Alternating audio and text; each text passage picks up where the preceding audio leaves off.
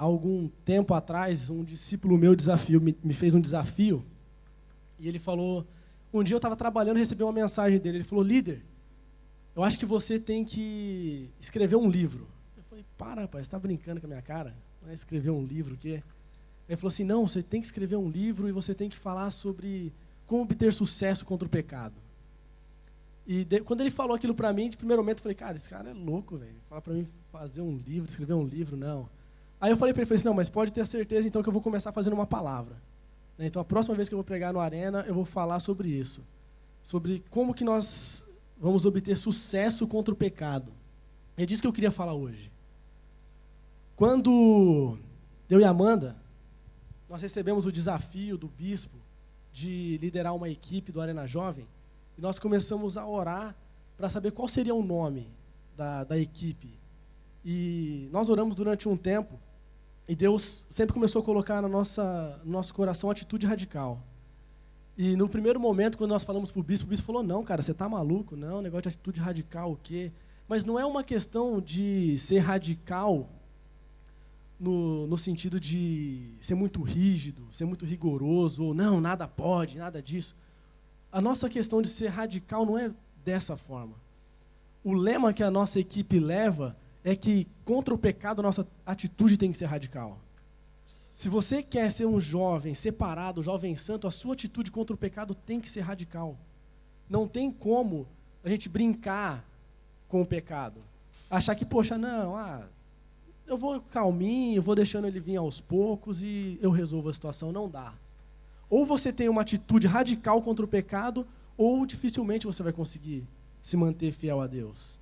E eu queria começar lendo alguns versos da Bíblia.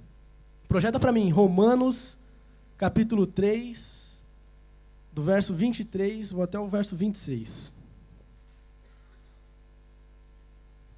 Romanos, capítulo 3.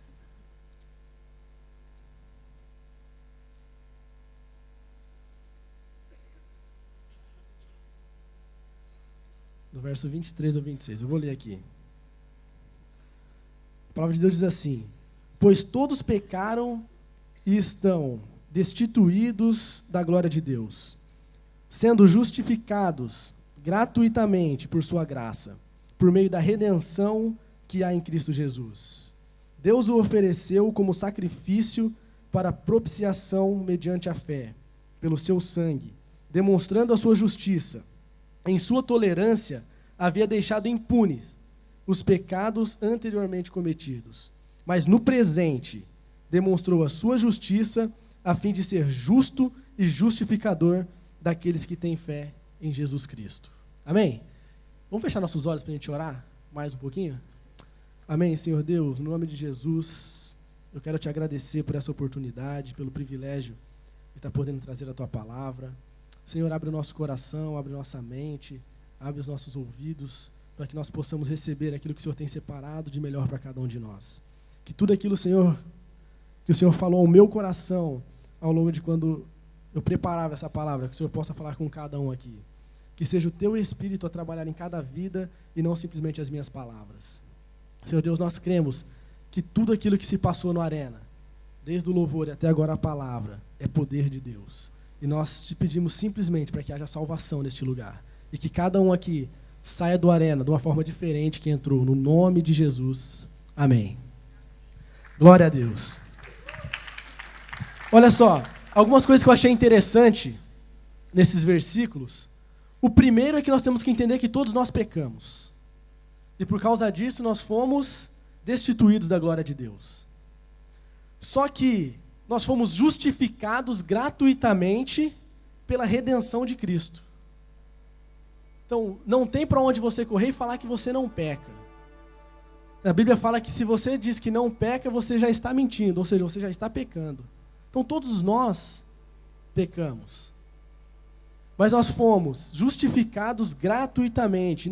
Você não foi justificado porque você é bonitinho, porque você tem cabelo liso, ou porque você tem cabelo enrolado, ou porque você gosta de usar uma t-shirt preta ou vermelha. Nada disso, não foi por nada disso que você foi justificado. Você foi justificado gratuitamente. Por nada que você faça, você vai ser merecedor daquilo que Cristo fez. Então, no verso 25 ele fala assim: em sua tolerância havia deixado impunes os pecados anteriormente cometidos. Tudo aquilo que você fez antes de receber a Cristo ficou impune. Tudo, todo o nosso passado antes de Cristo ficou impune. Deus simplesmente falou assim: olha, eu vou fechar meus olhos para tudo isso, né? Eu vou pegar todos os pecados desse povo, vou jogar no mar do esquecimento, e ainda vou colocar uma plaquinha ali bem na frente: proibido pescar. Então tudo aquilo que nós fizemos antes de Cristo ficou impune. Agora, no verso 26, já fala assim: mas no presente demonstrou a sua justiça, a fim de ser justo e justificador daqueles que têm fé em Jesus Cristo. Ele vai ser justificador daqueles que têm fé em Jesus Cristo. A palavra fé, muitas vezes nós mudamos um pouquinho, quer dizer, colocamos apenas um sentido dela, né, no sentido de crer. Só que a palavra fé, ela não é simplesmente para uma pessoa que está crendo em algo. A palavra fé, ela vem de fidelidade.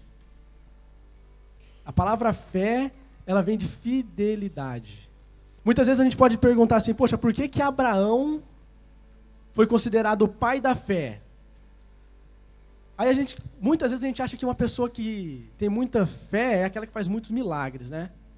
Se a gente fosse por esse lado, a gente poderia colocar Moisés como pai da fé, porque o tanto de coisa que Moisés fez. Mas não, mas como a palavra fé vem de fidelidade, Abraão foi totalmente fiel a Deus. Abraão soube esperar, ele soube entregar aquilo que ele tinha de melhor. Então é isso que nós temos que entender. Então, nós vamos ser justificados por Deus se nós formos fiéis a Cristo. Se nós formos fiéis a Cristo, aí sim nós vamos ser justificados por Deus. Então, se nós queremos ter uma vida plena, se nós queremos ter uma vida cheia do poder de Deus, né? Poxa, o louvor aqui foi sensacional. Eu estava aqui me segurando para falar, mas não vai ter jeito. Lívia, Alexandre, olha só. Desde o primeiro momento que vocês começaram a louvar, a única coisa que eu senti de Deus foi que as estradas de Portugal vai ficar muito pequena para o louvor de vocês. Deus vai levar o louvor de vocês muito além disso. E muitas vezes Deus acaba querendo falar, as coisas eu tento segurar, mas aí chega uma hora que não dá e tem que soltar, né? Entende? Então, nós temos que ser fiéis a Deus. Sem isso, não tem como você conseguir ter essa vida plena. Nós temos que ser separados. Agora, também temos que ter consciência que nós nunca vamos ser perfeitos. Nós nunca vamos ser perfeitos. Ao ponto de não falhar, de não pecar. Isso daí não tem como a gente chegar nesse nível. Agora, qual que é o nosso objetivo? Poxa, Henrique, se a gente nunca vai conseguir ser isso, para que eu estou fazendo aqui na igreja? Agora, o nosso objetivo é levar o nosso caráter mais próximo ao caráter de Cristo. É fazer do nosso caráter chegar mais próximo ao caráter do varão perfeito. Esse é o nosso objetivo. Então, o que nós temos que fazer para tudo isso? Para a gente conseguir chegar cada vez mais próximo a Cristo, nós vamos ter que ter renúncia. Nós vamos ter que entender que a nossa luta, ela vai ser diária contra o pecado. A nossa luta, ela vai ser sempre diária. Todos os dias uma luta diferente, mas todos os dias uma vitória diferente. Amém? Então, não tem para onde correr, nós somos pecadores. Justificados pela graça de Cristo. Buscando estar cada vez mais próximo do caráter de Cristo. Isaías 59:2 fala que o pecado faz separação entre Deus e o homem. O pecado vai sempre nos separar de Deus. Sempre quando você peca, há uma separação entre... Quando eu peco, a minha pessoa fica separada de Deus. Romanos 8:28 fala que nós sabemos que todas as coisas cooperam para o bem daqueles que amam a Deus. Romanos 6:23 fala que o salário do pecado é a morte, mas o dom gratuito de Deus é a vida eterna. Agora, a pergunta que nós temos que fazer é: o que vale mais a pena? Será que vale realmente a pena eu decidir pagar um preço e entregar minha vida a Cristo? Ou será que não? É melhor eu continuar no pecado? Sabendo que se eu entregar minha vida a Cristo, todas as coisas cooperam para o bem daqueles que amam a Deus. Agora, um ponto muito importante. A Bíblia fala que ama a Deus aquele que cumpre os mandamentos. Então, entregar a vida a Cristo é você passar a cumprir os princípios de Deus. Agora, se eu decido, poxa, não quero saber nada disso, vou permanecer no pecado, o seu salário será a morte, o meu salário será a morte. Então a pergunta que nós temos que fazer todos os dias é: poxa, será que vale realmente a pena permanecer no pecado? Será que eu não... Cara, aquilo que Deus nos oferece para que a gente viva uma vida plena com Ele é muito bom. Nos momentos mais difíceis, eu começava a ler a Bíblia e o Senhor falava assim para mim: olha, deleita em mim que eu saciarei o desejo do seu coração. É isso que Deus tem para você. Deus tem uma paz que excede a todo entendimento. Mas para isso nós temos que decidir renunciar à nossa vida de pecado.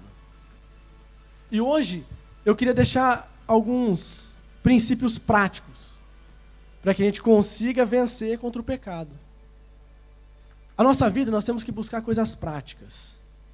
Eu já falei várias vezes, e quando eu e a Amanda estávamos noivos, nós decidimos ter um namoro em santidade, a primeira coisa que a gente fez foi: vamos colocar algumas coisas práticas para que a gente possa permanecer em santidade. Então, quando eu tentava alguma coisa, ela tinha a parte dela. Olha só, vamos orar para saber se pode? Cara, quebrou, já era, não dá mais. Quando eu tentava alguma coisa, posso ligar para o pastor Aloysio, vamos ver se ele libera? Entende? Então nós temos que buscar algumas coisas práticas para que a gente consiga lutar contra o pecado. Agora, o primeiro passo que nós temos que tomar é aceitar Jesus como Senhor da nossa vida. Né? É receber Jesus como Senhor da nossa vida. Esse é o primeiro ponto. Não tem como você avançar com o outro se você não tomar essa decisão. Com certeza, Deus não te trouxe hoje para o Arena Jovem simplesmente para você conversar com seus amigos ou você conhecer pessoas novas. Isso também é muito bom. Mas hoje Deus te trouxe aqui para mudar a sua vida. Se você vem todo sábado para o Arena Jovem e a sua vida continua da mesma forma, então você tem que começar a mudar a forma que você está vindo no Arena Jovem. Porque todos os dias aqui são lançados palavras para mudar a nossa vida. Então, o primeiro ponto é esse. Receba Jesus como Senhor da sua vida. A Bíblia diz assim: entregue o teu caminho ao Senhor, confia nele, e o mais ele fará. Nós temos a mania de tentar segurar as coisas nas nossas mãos, achar que é eu que vou dar jeito para aquilo que tem que mudar, achar que é eu que vou conseguir, é na minha força que eu consigo. Meu querido, desculpa, não vai dar certo. Ou você entrega realmente o seu caminho ao Senhor, ou você vai estar sempre dando de cara com a parede. É uma escolha nossa. Eu posso decidir sim ou não. Deus, Ele é tão perfeito que Ele criou um princípio para Ele, que foi o livre-arbítrio nosso. Para Ele não interferir na nossa escolha, Ele criou um princípio que foi: olha, vou colocar o livre-arbítrio para eles e nesse eu não vou interferir. Então você tem o direito de escolher. Eu posso decidir: cara, não, mas eu nem acredito em Deus. É tão sério. Quem sabe qual é o tema do Arena desse mês de fevereiro? Alguém já viu no Facebook? Então, se você não sabe, o tema de fevereiro do Arena Jovem é de volta a casa. A sua missão, a minha missão, é a gente contactar todas as pessoas que já passaram pelo Arena Jovem e trazer de volta. É você escolher 3 nomes de pessoas que você já viu aqui no Arena, que você tem contato, e você vai orar, você vai jejuar por esses 3 nomes. E no mês de fevereiro, o nosso propósito é trazer as pessoas que estão fora da igreja para de volta da igreja. Depois, eu acho que não tem o banner aqui, mas depois vai no Facebook do Arena. Vai lá no Facebook, tem o banner do nosso tema desse mês. Agora, eu tenho o direito de escolher. Eu posso escolher. Só que é tão sério aquilo que Deus fala, que ele fala assim, olha só, toda a criação revela a existência de Deus. Então, toda vez que você olhar lá para fora, e você vê uma árvore, cara, a árvore está te dizendo a existência de Deus. Quando você parar para pensar, cara, como que eu pego uma bênção de uma semente, jogo na terra, aquele trem cresce pra caramba. Isso daí está demonstrando a existência de Deus. A tua vida demonstra a existência de Deus. Na minha equipe tem algumas grávidas. Às vezes eu paro para olhar para a barriga delas e falo, caraca, como que pode uma criança começar a nascer dentro de uma pessoa? Cara, só Deus para fazer um negócio desse. Não tem como. Então, o primeiro ponto que nós temos que assumir na nossa vida, para que a gente possa obter sucesso contra o pecado, é deixar que Jesus tome conta da nossa vida. Agora, o segundo ponto.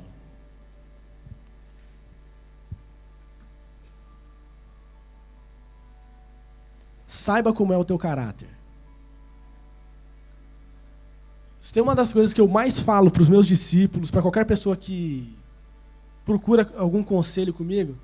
Qualquer situação de dificuldade, o primeiro passo para a sua mudança nas suas atitudes é você reconhecer quem você é. É o primeiro passo. Você tem que saber quem você é. Você tem que saber como que é o modelo do seu caráter. Caráter é a soma dos seus hábitos, virtudes e vícios. O seu caráter é a soma dos seus hábitos, da sua virtude e dos seus vícios. Para resumir um pouquinho mais o que é caráter, caráter é a firmeza de vontade. Então, a firmeza das tuas vontades revela o teu caráter. Os seus hábitos revelam o teu caráter. Então, de acordo com aquilo que você gosta de fazer, aquilo vai definir se você tem um bom caráter ou um mau caráter. Projeta para mim Mateus capítulo 13, do 1 ao 9. Aqui fala da palavra do semeador.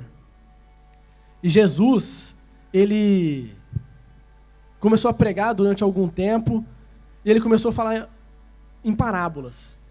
E nessa parábola, eu vou ler aqui, fala assim, naquele mesmo dia Jesus saiu de casa e assentou-se à beira-mar. Reuniu-se ao seu redor uma multidão tão grande que por isso ele entrou num barco e assentou-se ao povo reunido na praia. Verso 3. Jesus falou muitas coisas por parábolas, dizendo, o semeador saiu a semear. Enquanto lançava a semente, parte dela caiu à beira do caminho, e as aves vieram e a comeram. Parte dela caiu em terreno pedregoso, onde não havia muita terra, e logo brotou, porque a terra não era profunda. Mas quando saiu o sol, as plantas se queimaram e secaram, porque não tinham raiz. Outra parte caiu entre espinhos, que cresceram e sufocaram as plantas. Outra ainda caiu em boa terra, deu boa colheita, a 100, a 60 e 30 por 1. Até aqui. Um pouquinho mais para frente, Jesus começa a explicar essa parábola. O semeador é Deus. O solo, onde essas sementes são lançadas, somos nós. De acordo com o que você identificar as suas atitudes, ou o solo que você é, você vai saber aonde enquadra o seu caráter. A primeira semente, ela foi lançada e ela caiu à beira do caminho, veio as aves e comeram. Muitas vezes nós estamos no arena, nós estamos no culto de domingo, culto de terça ou de quinta, e o pastor ou o bispo pregando, e muitas vezes nós ficamos conversando, nós ficamos muito dispersos. Nós ficamos muito dispersos daquilo que a palavra está sendo pregada. E essa daí é a semente que está ficando pelo meio do caminho. Nós estamos perdendo a oportunidade de crescimento. O pastor está pregando, está lançando a semente para a nossa vida, só que vem a distração e rouba. Nós não prestamos atenção. Sabe por quê? Porque a firmeza da nossa vontade não está em receber a palavra. O nosso caráter está focado em não receber a palavra. O nosso caráter, de acordo com vir ao Arena, está simplesmente, eu vou lá para conversar, eu vou lá para pular, ou vou para ter algum relacionamento com as pessoas da escola, que lá todo mundo vai se reunir. Então a firmeza da nossa vontade está nesse ponto.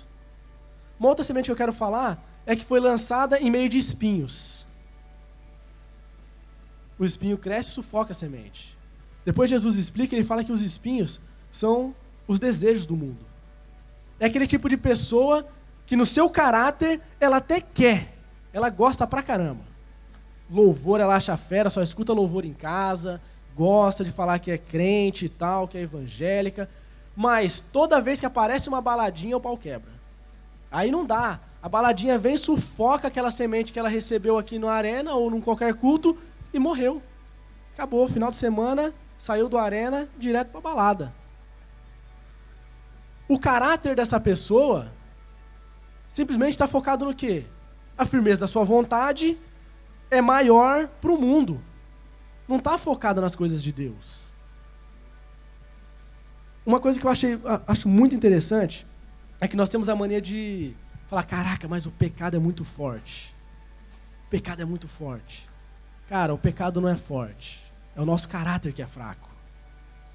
Fala para a pessoa que está do teu lado. O pecado não é forte. O nosso caráter é que é fraco. Entende? Quando o seu caráter não é moldado, nós temos o direito de moldar o nosso caráter. Se tem a ver com os nossos hábitos. Então, ou seja, se eu mudar os meus hábitos, eu vou mudar o meu caráter. Uma pessoa que vem para a igreja, começa a crescer, poxa, agora eu quero, daqui a pouco ela cai, ela volta para o mundo, é porque ela não está mudando os hábitos. Ela não mudou os seus hábitos, ela continua com os mesmos hábitos.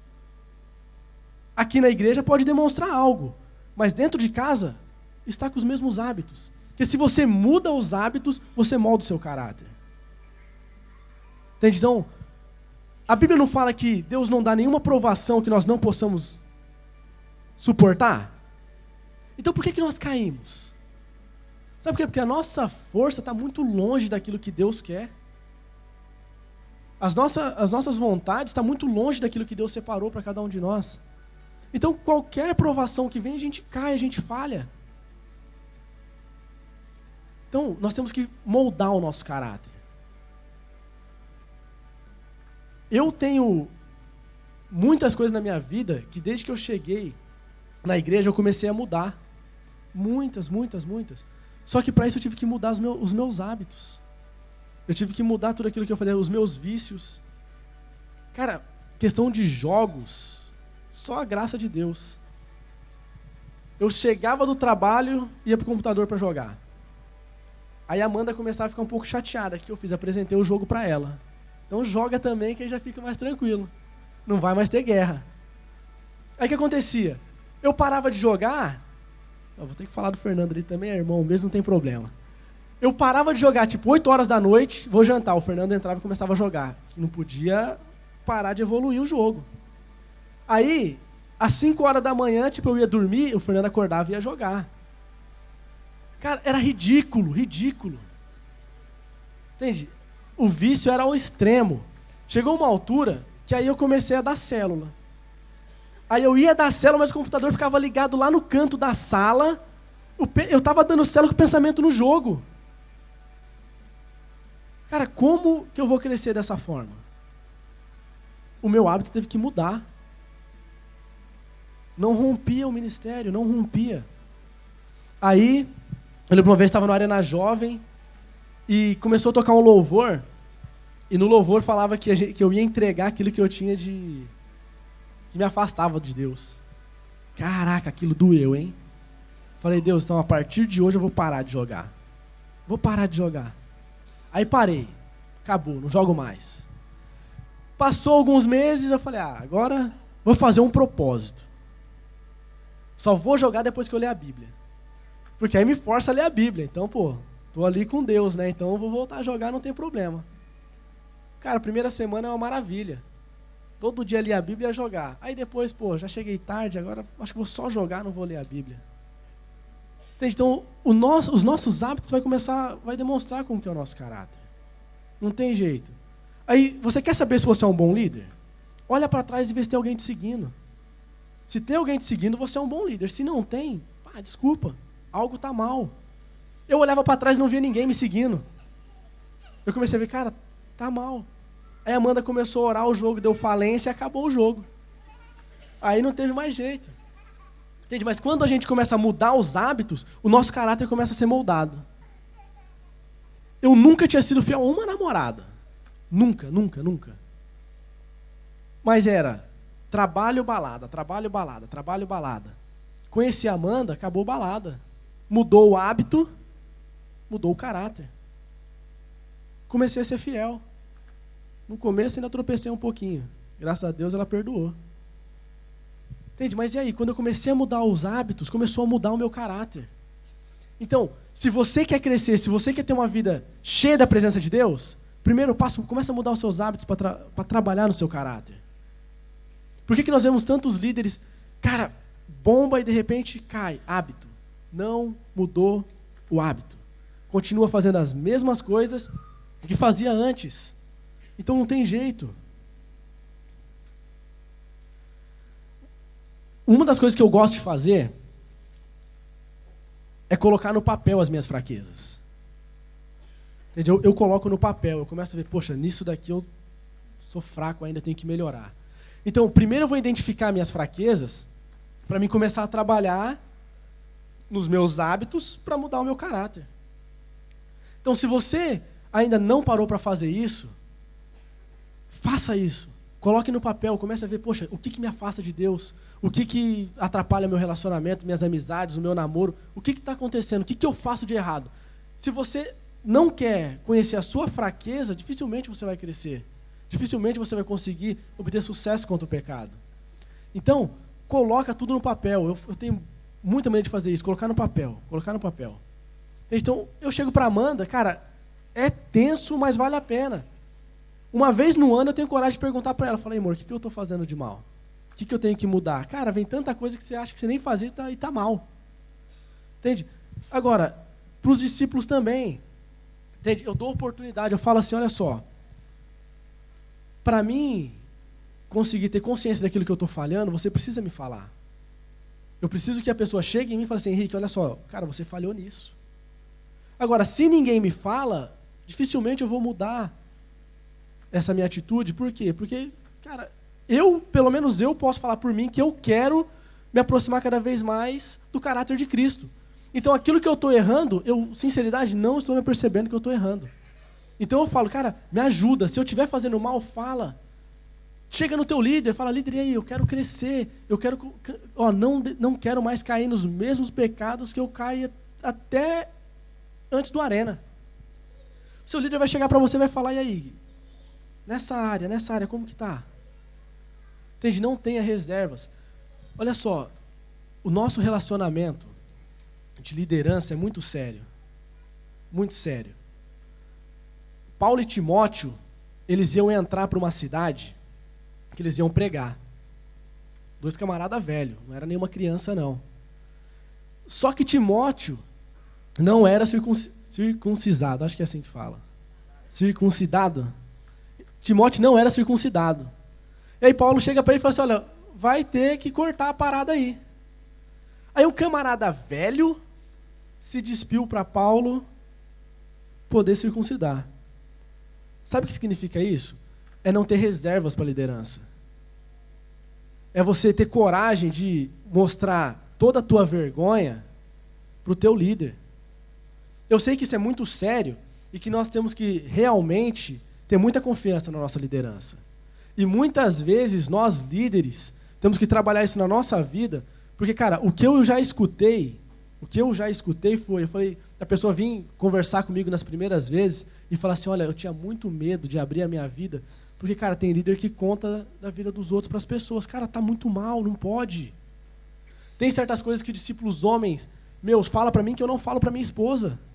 Não falo. E tem coisas que as mulheres falam para ela que eu também não quero nem saber. Entende? Mas nós temos que gerar isso. Tanto um líder quanto o liderado quer crescer, desperte essa confiança num relacionamento de liderança. Tem que ter essa confiança. Porque senão, cara, dificilmente a gente vai conseguir mudar os nossos hábitos. Nós não queremos, nós somos acomodados. Fala aí para a pessoa que está do seu lado, nós somos acomodados. Entende? A nossa tendência é sempre deixar quieto o pecado. Vamos esconder aquele pecadinho de estimação. Deixa ele quietinho ali, não vamos mudar não. Muitas vezes nós fazemos isso. Então nós temos que quebrar, nós temos que romper essa barreira de caráter da nossa vida. Mais um ponto. Cuidado com o que colocamos diante dos nossos olhos.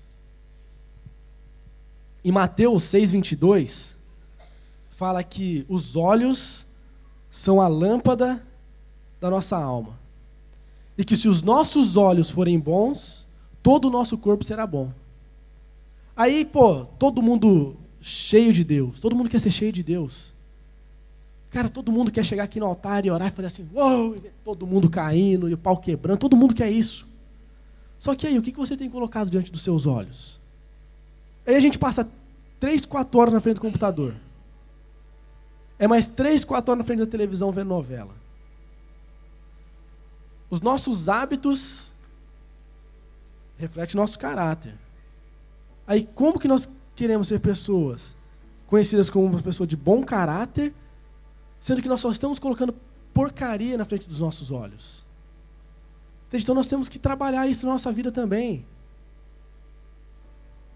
A gente sai do arena, cara, chega em casa, comete as mesmas falhas. Nós temos que começar a quebrar. Tire tudo aquilo de impuro da frente dos teus olhos. Tira tudo aquilo. Por que você acha que Deus pede para que a gente contemple Ele? Tudo aquilo que a gente contempla muito, a gente começa a ficar parecido. Tudo aquilo que a gente contempla. Um exemplo muito simples. Ninguém começa a assistir Morango com Açúcar, daqui a pouco está todo mundo com o cabelo jogado para o lado. Por quê? Porque você está contemplando demais aquilo, você começa a querer ficar parecido.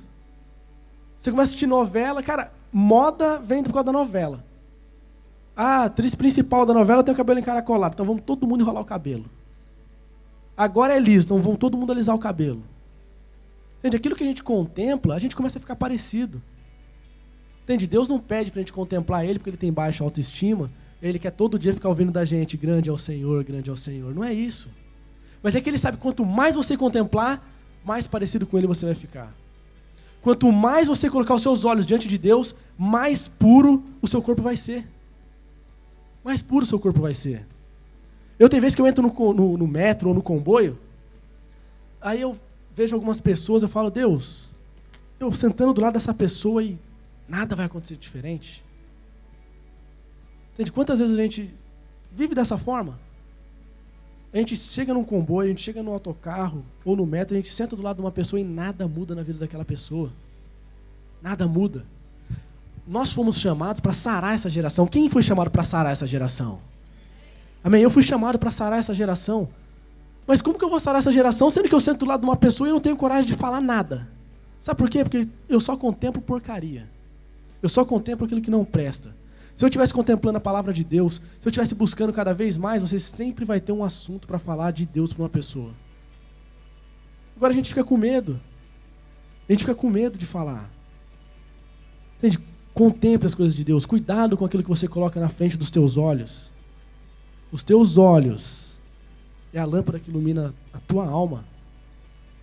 A gente fica muito preocupado em falar de Deus para alguém, e aí a gente quer muita teoria. A gente quer muita teoria. Eu gosto muito de uma passagem de um cego. Ele era cego de nascença. Jesus chegou e curou. E aí falou para ele, vai e não conta nada para ninguém. Aí, palavra mágica, né? Já saiu falando para geral. Aí, de repente, os fariseus começaram a questionar ele. Mas espera aí, como assim você foi curado ainda no sábado? Não estou percebendo, isso não pode. Aí ele falou, não, foi Jesus que me curou. E aí os caras foram atrás da família dele, buscaram os pais, e falando, como assim ele foi curado? É demônio, foi demônio que curou, e não sei o quê. E aquela confusão toda. Aí de repente ele chega e pergunta para o cego de novo, fala assim, olha só, quem é esse Jesus? Quem é esse Jesus? A única coisa que o cego fala foi, olha, eu não sei quem ele é. O que eu sei é que eu era cego e agora eu vejo. Fala da tua vida. Fala o que Deus faz na tua vida. É simplesmente isso que é preciso.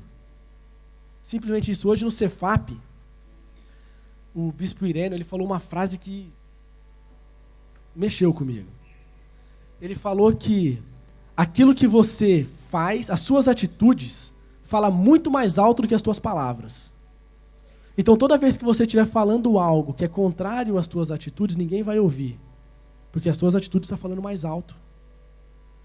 Então chegou a hora do Arena Jovem da gente despertar. Chegou a hora da gente viver esse poder de Deus que nós vivemos aqui na hora do louvor. É você viver dentro do teu quarto, é você viver dentro da tua casa de banho, é você viver isso dentro do teu trabalho. Nós temos que ver isso a todo momento da nossa vida. Não tenha medo de levar a palavra de Deus a ninguém. Não tenha medo. Muitas vezes, quando eu trabalhava numa empresa que eu trabalhava com alguns satanistas, cara, toda vez que alguém chegava e falava alguma coisa para mim que Deus não existe, eu falava, deixa eu orar por você. Deixa eu orar, não quero fazer mais nada, deixa eu orar. Quando eu começava a orar, ninguém chorava. E aí sentia a presença de Deus. Eles não queriam. É aquilo que eu falei, eles têm o direito de decidir sim ou não. Mas nós temos que fazer agora. Só vamos fazer de que forma? Se você tirar todo o lixo da frente dos teus olhos. Enquanto você estiver colocando lixo na frente...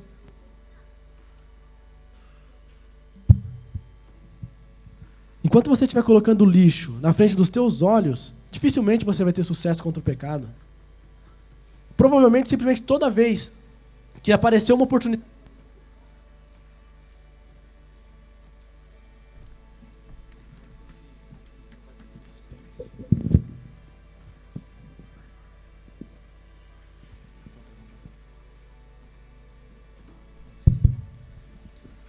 Provavelmente, toda vez que aparecer uma situação para você pecar, você vai cair.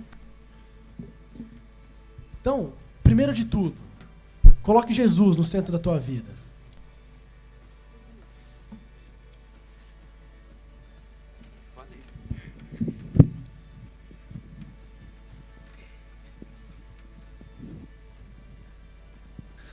Então, segundo, descubra como é o seu caráter.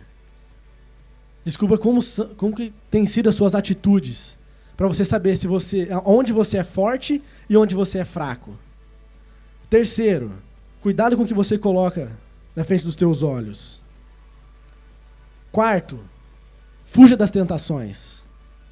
Quando você descobre onde você é forte, onde você é fraco, aí você já vai saber o que você pode enfrentar e o que você vai ter que correr. Tem certas coisas que vai acontecer na minha vida que eu sei, cara, isso daí eu vou de frente e vou vencer. Agora, tem outras situações na minha vida que quando eu vejo que vai acontecer, eu falo, cara, é melhor eu correr. É melhor eu correr. Então nós temos que saber a hora de fugir das tentações. O exemplo muito clássico, José. José, para mim, é o melhor exemplo disso. Entende? José... O segredo do sucesso de José era que a firmeza da vontade dele estava em agradar ao Senhor. O caráter dele estava firmado em agradar ao Senhor. Tudo que José passou, ele poderia muito bem ter decidido abandonar tudo, ter largado tudo para trás. Ele foi abandonado pelos irmãos, ele foi vendido como escravo, ele foi preso, e mesmo assim ele se manteve fiel a Deus em todos os momentos. Ele estava escravo e a Bíblia fala, mas o Senhor era com ele.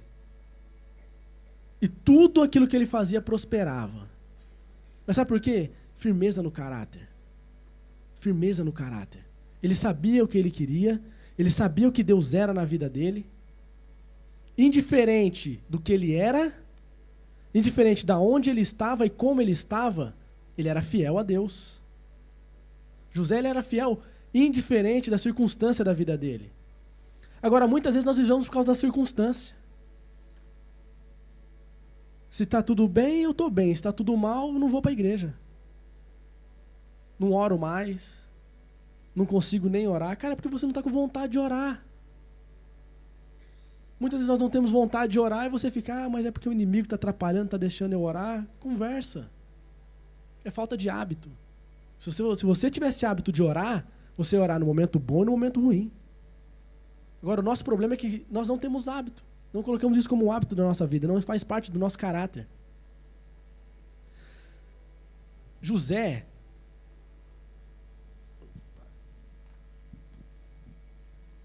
em todos os momentos, ele era fiel.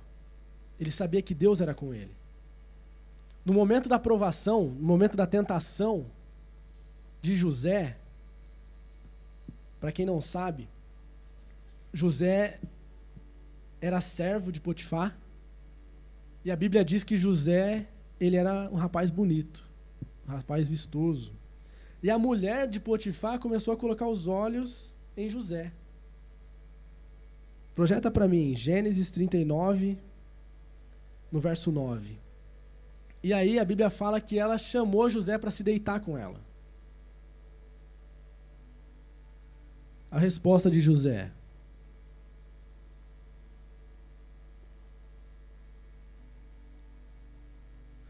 eu vou ler ali, ó. Como poderia eu, então, cometer algo tão perverso e pecar contra o meu Deus? Olha só, José, ele estava longe de todo mundo, ele tinha sido vendido como escravo, não tinha pai, não tinha mãe, não tinha pastor, não tinha líder de célula, não tinha ninguém do lado dele.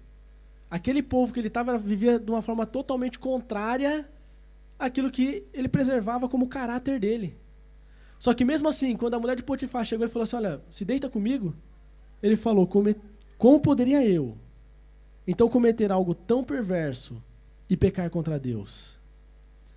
Se você quer realmente ter sucesso contra o pecado, tenha consciência que aonde quer que você está, o que você estiver fazendo, Deus está vendo. José, ele tinha essa consciência.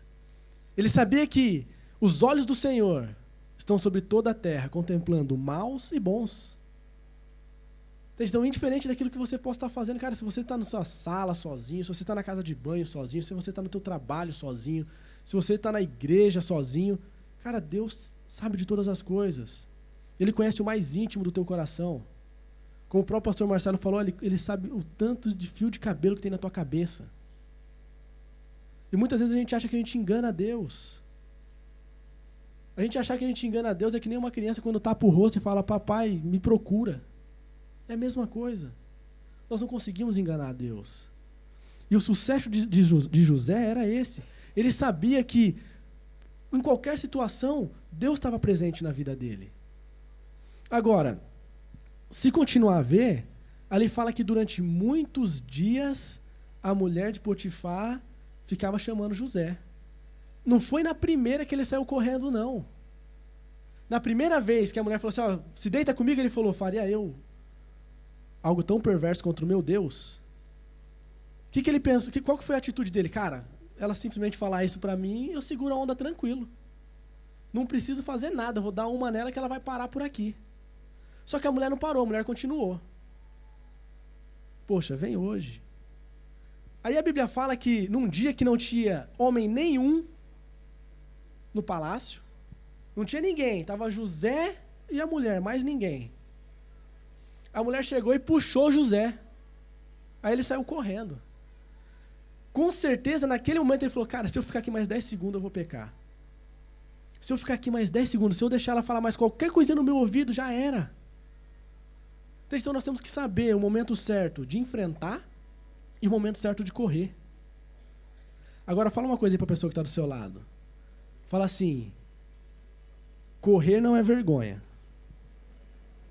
Pecar é vergonha. Entende? Não tenha vergonha de fugir. Não tenha vergonha de correr da tentação. Tenha vergonha de pecar. Tenha vergonha de falhar contra Deus. É disso que nós temos que ter vergonha. Deus perdoa. Todas as vezes que nós errarmos, cara, Deus vai estender a mão. Agora, nós também temos que ter consciência que vai depender do nosso crescimento. É a tua vida que está nas mãos dos seus hábitos, das suas atitudes. Então, entrega a tua vida para Cristo.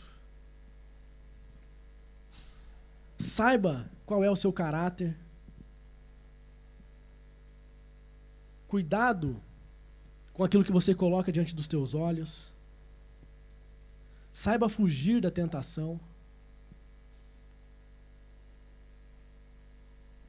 E agora o último ponto. Seja cheio do Espírito Santo. Amém? Tudo aquilo que passou no louvor, aquilo ali não é teatrinho para enganar ninguém. Aquilo ali é poder de Deus. Aquilo que cada um estava sentindo aqui não é algo emocional, aquilo é poder de Deus. Então, ser cheio do Espírito Santo vai ser a ferramenta mais importante que você vai ter na sua vida para você cumprir cada ponto desses, aquilo que eu falei. Aqui eu não falei todos os pontos práticos para a gente ter sucesso contra o pecado. Aqui eu falei alguns. Dependendo da forma que é o seu caráter, você vai ter que acrescentar outros pontos aqui para você ter sucesso contra o pecado. Agora, ser cheio do Espírito Santo, isso daí você tem que buscar desde o dia que você tomar a primeira decisão, que é entregar a sua vida a Cristo. A partir do momento que você decidir, agora eu quero viver isso. Eu quero ter uma vida diferente de tudo que eu vivi até o dia que eu ouvi falar de Jesus. A partir desse momento você tem que começar a buscar se encher. Eu acredito na lei da física que fala assim, olha só, 2 corpos não podem ocupar o mesmo espaço. Não dá. Se você é cheio do Espírito Santo, não tem espaço para o pecado. Se você é cheio do Espírito Santo, não tem espaço para fofoca. Se você é cheio do Espírito Santo, não tem espaço para pornografia. Não dá. Sabe por quê? O Espírito Santo vai te incomodar. O que o pastor Marcelo fala? Que tudo a gente vai ter que trabalhar na nossa mente. Desejos. É muito difícil você conseguir controlar a sua mente em relação a desejo. Dificilmente a gente consegue controlar. O desejo vem. Agora, o que você faz com isso? Você deixa aí para o seu coração? Ou você já trabalha ali para eliminar? Então, você se encher do Espírito Santo vai te ajudar nessa caminhada. Vai te ajudar com que você consiga cumprir tudo aquilo que é necessário para você vencer o pecado. Efésios 5:18, a Bíblia fala assim, não vos embriagueis com o vinho, mas enchei-vos do Espírito Santo. Não vos embriagueis com o vinho, mas enchei-vos do Espírito Santo. A plenitude do Espírito é a expressa vontade de Deus para a nossa vida. O que Deus quer da nossa vida é que cada um aqui seja cheio do Espírito Santo. Seja cheio do Espírito Santo.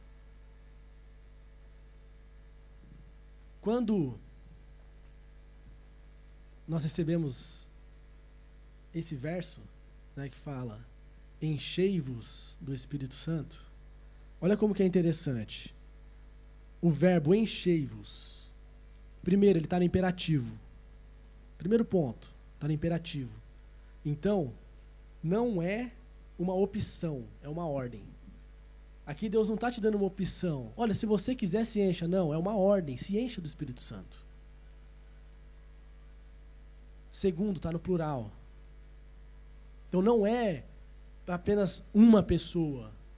Se encher do Espírito Santo é para todos. Para todos.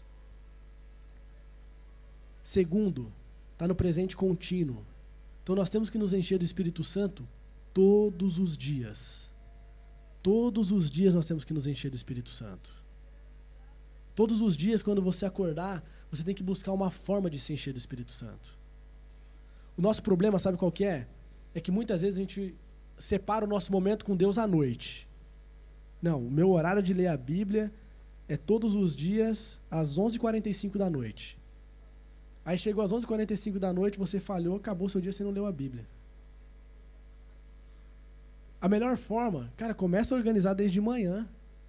Pô, vou acordar meia hora mais cedo antes do trabalho e vou ler a Bíblia. Se você falhou, você tem a tarde. Você tem a hora do almoço, você tem a tarde. Aí você vai ter o dia todo para tentar repor a sua falha. Agora, normalmente, a gente deixa para ler 11 horas da noite. Aí é que a gente vai falhar. A gente vai passar Hoje, graças a Deus, eu comecei a trabalhar isso também. Gente, para conseguir ler a Bíblia mais vezes. Mas antes tinha dia que quando eu parava para ver, eu falava, cara, já tem 3, 4 dias que eu não leio a Bíblia. Cara, como que eu vou querer ser cheio do Espírito Santo se eu não busco aquilo que Deus pede para mim buscar? Mas no Facebook a gente consegue ficar 3, 4 horas numa boa. Numa boa a gente fica na internet o tempo que for e não tem problema nenhum. Agora, na hora que chega a questão de ler a Bíblia, cara, é um sacrifício. O pastor Marcelo, ele colocou um desafio no Arena Jovem, para os líderes do Arena Jovem. E você pode ter certeza que o nível do Arena Jovem vai subir. Esse ano de 2015, muita coisa vai mudar no Arena Jovem. Não em termos de estrutura ou de equipe, não, mas na parte espiritual. Muita coisa vai mudar. Agora, vocês também têm que acompanhar. Vocês também têm que buscar se encher cada dia mais. Uma das coisas que eu acho interessante,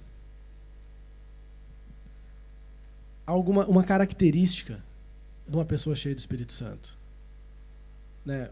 Uma ciência da forma de estudar a Bíblia fala que quando alguém é citado pela primeira vez na Bíblia, aquilo demonstra característica. Aquilo demonstra característica. Um exemplo, o primeiro milagre de Jesus. O primeiro milagre de Jesus foi transformar a água em vinho. Qual que é a característica do milagre de Jesus? Mudança. Quando você tem um encontro com Jesus, a sua vida tem que mudar. Josué, quando é citado a primeira vez na Bíblia, ele estava servindo. A característica de Josué na Bíblia era servo. O Espírito Santo, a primeira vez que ele é citado na Bíblia, lá em Gênesis, fala que o Espírito de Deus se movia. A característica do Espírito Santo é movimento. Então, uma pessoa cheia do Espírito Santo, ela vai estar sempre em movimento, ela vai estar sempre buscando querer algo diferente. Ela vai estar sempre querendo fazer algo diferente na igreja. Você vai querer sempre um conhecimento diferente. Então, busque isso. Busque isso, busque ser cada dia mais cheio do Espírito Santo. Trabalhe na tua vida dessa forma. O Espírito Santo, ele adora um coração quebrantado. Não é porque simplesmente você falha, ou, poxa, eu falhei hoje, eu falhei ontem, que não vou ser usado pelo Espírito Santo. Não, agora você tem que se quebrantar. Você tem que começar a trabalhar em cada ponto para você conseguir mudar a forma da sua vida. Ingerir para você se afastar cada dia mais do pecado. A plenitude que você viveu ontem já não serve mais para hoje. Aquilo tudo que você fez ontem, para hoje já não serve. Por isso que a nossa vida tem que ser constante. Então, se você quer realmente obter sucesso contra o pecado, para mim, uma das partes práticas principal é você trabalhar no seu caráter. Trabalha no seu caráter, descubra quais são as suas falhas, quais são as suas fragilidades e comece a trabalhar nos seus hábitos. Aceitar Jesus é o primeiro passo. Caminha buscando se encher cada dia mais do Espírito Santo. Quero que você fique de pé nesse momento.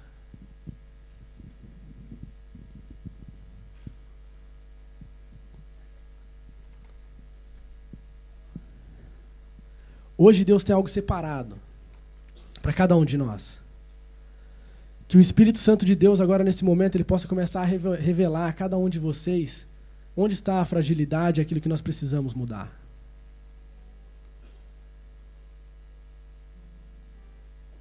O ontem, ele é intocável. Agora o amanhã, ele é moldável. Tudo aquilo que você fez no seu passado te trouxe até onde você está hoje. Agora, todas as suas atitudes que você fizer hoje vai te levar de acordo com as suas atitudes. Tudo aquilo que você já viveu longe de Cristo, hoje, você decidindo, falar, não, a partir de hoje eu quero ter a minha vida dessa forma, moldada por Cristo. Eu quero começar a seguir. Tudo aquilo que você viveu vai ficar impune. Deus ele não vai chegar em você e começar a falar pecado por pecado para te acusar daquilo que você fez no seu passado. Como a Kerlin falou, o nosso Deus ele é um Deus de amor. E o que ele tem para você é vida e vida em abundância. Queria que você fechasse seus olhos nesse momento. Senhor Jesus,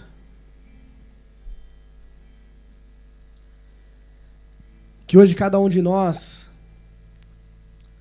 possamos receber aquilo que o Senhor tem separado. Espírito Santo de Deus, você tem livre acesso para trabalhar na vida de cada um que está aqui hoje. Cada um.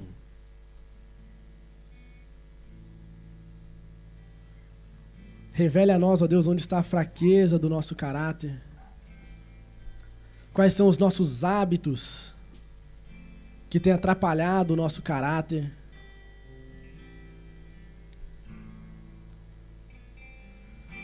Senhor Deus, nos ajuda a tirar tudo aquilo que tem sujado o nosso corpo. Que nós venhamos a colocar simplesmente coisas puras diante dos nossos olhos.